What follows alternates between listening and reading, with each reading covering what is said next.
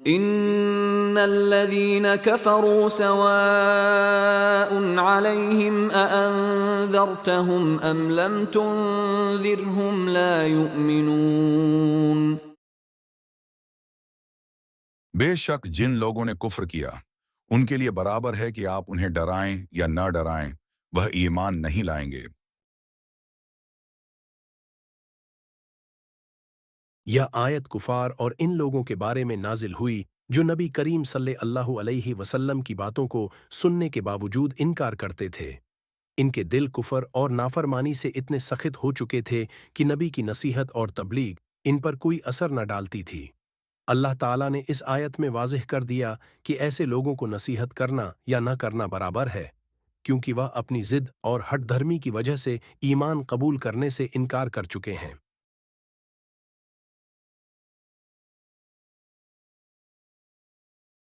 اس حصے میں ان لوگوں کا ذکر ہے جو جان بوجھ کر اللہ کے پیغام کو مسترد کرتے ہیں اور نبی کریم صلی اللہ علیہ وسلم کی تعلیمات کو تسلیم نہیں کرتے، یا وہ لوگ ہیں جنہوں نے حق کو جانتے بوجھتے ہوئے جھٹلایا۔ اللہ تعالیٰ ان کفار کے بارے میں کہہ رہا ہے کہ چاہے انہیں ڈرایا جائے یا نہ ڈرایا جائے، ان کے دلوں پر مہر لگ چکی ہے اور وہ کسی صورت ایمان نہیں لائیں گے۔ ان لوگوں کا دل ایمان کی قبولیت سے خالی ہو چکا ہے، وہ اپنے کفر اور عناد کی حالت میں پختہ ہو چکے ہیں، اس لیے ان پر کوئی نصیحت یا تنبیہ اثر نہیں کرتی۔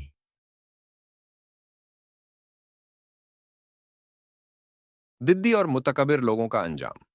یہ آیت ہمیں بتاتی ہے کہ جو لوگ ضد اور تکبر کی وجہ سے حق کو قبول نہیں کرتے، ان کے دلوں پر ایسی مہر لگ جاتی ہے کہ نصیحت یا واعظ ان کے لیے بے سود ہو جاتا ہے۔ ہدایت اللہ کے اختیار میں ہے، ہدایت دینا اللہ کا کام ہے، اور وہی فیصلہ کرتا ہے کہ کون اس ہدایت کے قابل ہے۔ اگر کوئی شخص حق کو جان بوجھ کر رد کر دے تو اللہ اس کے دل کو سخت کر دیتا ہے۔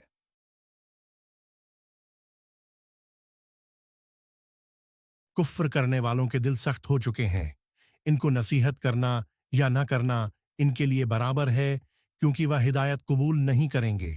یہ آیت ضد اور ہٹ دھرمی کی خطرناکی کو بیان کرتی ہے۔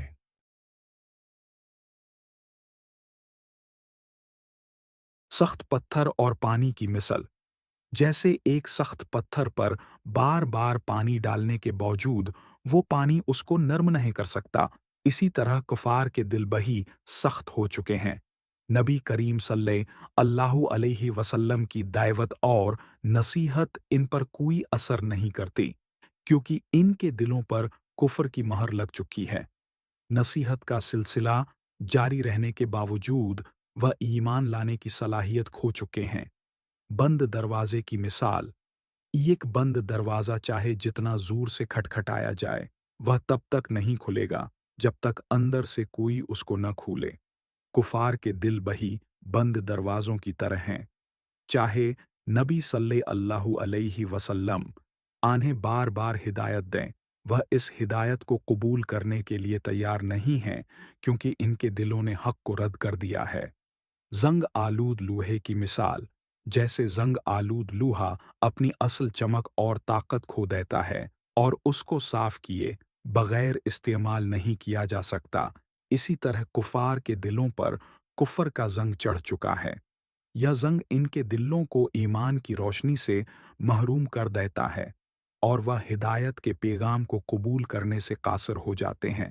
بنجر زمین کی مثال۔ جیسے بنجر زمین میں بیج بویا جائے تو وہ کبھی فصل نہیں دے سکتی، اسی طرح کفار کے دل بہی بنجر ہو چکے ہیں۔ ان میں ایمان کا بیج بویا جائے تو وہ پروان نہیں چڑھ سکتا، کیونکہ ان کی زمین ایمان کو قبول کرنے کے قابل نہیں رہی۔ گونگے اور بہرے شخص کی مثل۔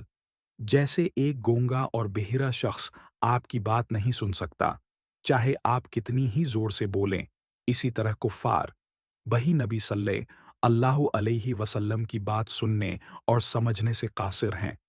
وہ حق کو سننے کی صلاحیت کھو چکے ہیں اور اس وجہ سے ان پر کوئی نصیحت اثر نہیں کرتی۔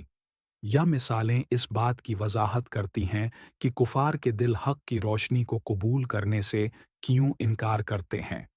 इनका कुफर है और जिद आन्हें हिदायत की रोशनी से दूर ले जा चुकी है, और यही वजह है कि नबी सल्लल्लाहु अलैहि वसल्लम की नसीहत और तनबिया के बावजूद वह ईमान नहीं लाते। आयत का आज की जिंदगी से ताल्लुक। आज भी दुनिया में ऐसे लोग मौजूद हैं जो हक को जानते बूझते हुए वही उसका इनकार करते हैं। यह आयत हमें याद दिलाती है कि अगर कोई शख्स जिद और हठ धर्मी में डूबा हुआ हो तो उसके लिए हिदायत के दरवाजे बंद हो सकते हैं। ऐसे लोगों को समझाने के लिए हर मुमकिन कोशिश की जा सकती है, लेकिन हिदायत देना अल्लाह के इख्तियार में है।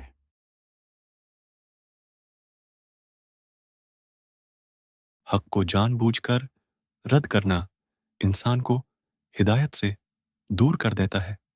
अल्लाह जिसे चाहे हिदायत देता है, और जो लोग जिद और तकब्बुर में डूब जाएं, इनके दिलों पर महर लग जाती है। मोमिन को अल्लाह की हिदायत का शुक्रगुजार होना चाहिए और हक को फौरन कबूल करना चाहिए ताकि उसके दिल पर सख्ती न आए।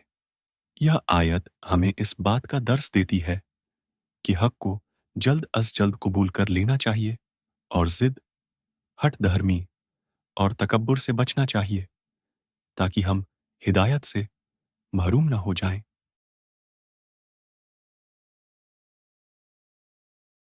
ए अल्लाह, मैं आपसे दुआ करता हूं कि मेरे दिल को कुफ्र और गुमराही से बचाकर हमेशा ईमान की रोशनी से मुनव्वर फरमाएं। ए अल्लाह, मुझे उन लोगों में शामिल फरमाएं जो आपकी हिदायत को कबूल करते हैं और ईमान पर कायम रहते हैं। ए रब्बुल इज़्ज़त, मेरे दिल में हिदायत और तकवा की शमा रोशन फरमाएं ताकि मैं कुफ्र और इनकार से महफूज रहूं और हमेशा आपकी रिजा की राह पर गामजन रहूं। ए अल्लाह, मेरी जिंदगी को ईमान, एमाल सालहा और तकवा से भर दें और मुझे हर किस्म की गुमराही और सरकशी से महफूज रखें। आमीन।